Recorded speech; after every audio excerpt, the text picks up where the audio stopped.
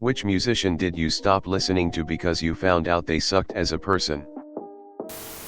P. Diddy, R. Kelly, Chris Brown.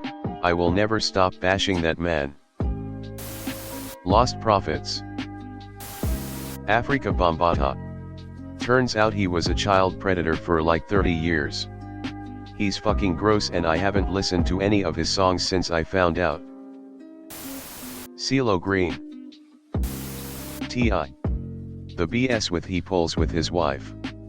And that crazy stuff with his daughter. Heck no. I used to love 30 Seconds to Mars, but Jared Leto ruined it. Also, their music sucks ass now. Die Antwoord, I still listen sometimes with guilt. As of recently I can't listen to a Lizzo song without thinking about the workplace allegations.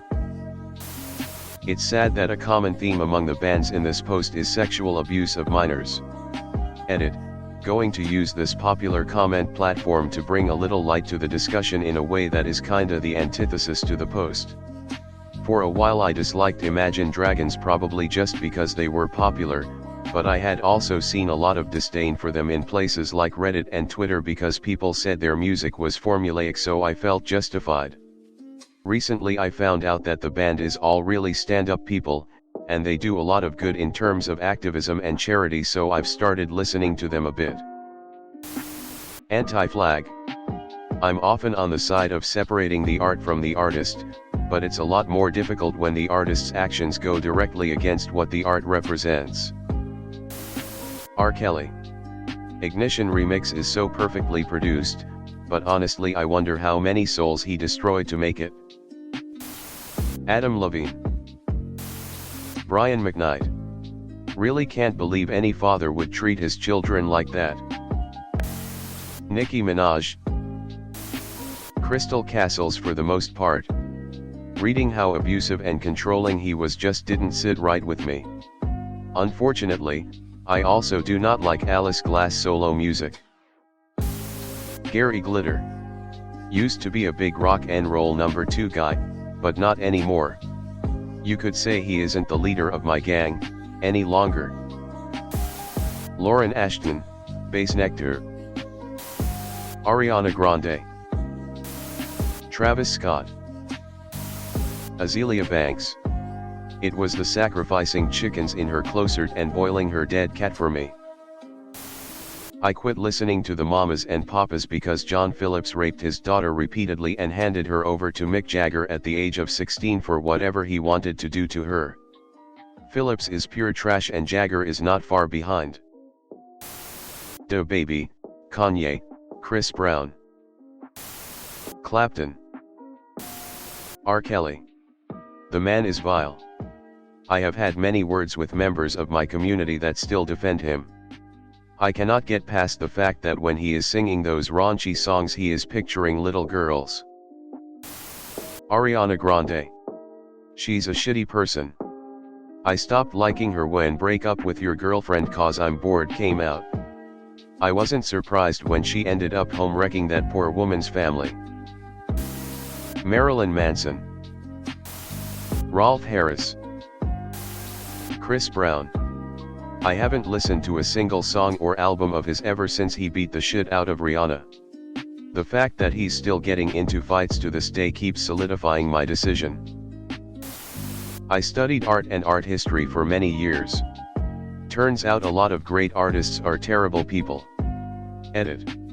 I should add, it does not automatically make contributions to any media or genre invalid. For example, Picasso was a very flawed person, but his impact on art and modern art is indisputable. He also generated very meaningful and powerful pieces, independent of the side of his character that was flawed. He treated women poorly, but his commentary on the Spanish Civil War, and the bombing of Guernica in his painting Guernica is profound. I think it is up to the individual to decide at which point they don't want to accept whatever contribution the artist is making. I also tend not to venerate individuals, only the works they produce. Aerosmith. Loved them when I was young. Was so disappointed to learn Steven Tyler was a POS.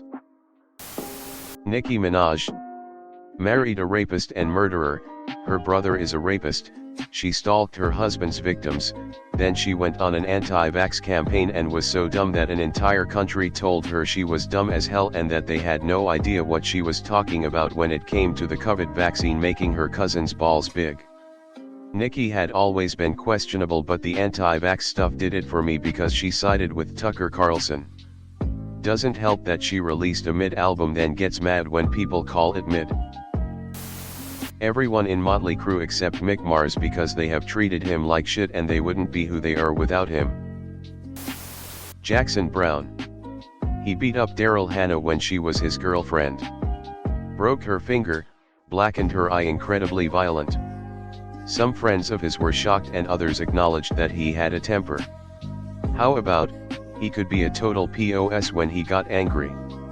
Yeah, I never willingly listened to his music again. And I had been a big fan. Grimes. Kanye. Once he started praising Hitler, yeah, that was it. Deleted all of his music from my phone immediately. Tried to hold out because I love his music and was like, well, he's clearly got mental health issues and needs help, but when you get to the point of talking about fucking Hitler's good qualities, that's more than a bridge too far, regardless of mental health issues. I've never listened to him, but Travis Scott is a right cunt and has faced no repercussions for his actions. Red Hot Chili Peppers lead singer Kiedis acknowledges in his autobiography Scar Tissue that he had intimate relations with a 14-year-old girl when he was 23, before and after learning of her age, in the 1980s. This inspired him to write the song Catholic Schoolgirls Rule. Emphasis mine. https://en.wikipedia.org/wiki/Anthony_Kiedis _family_and_relationships. Ryan Adams.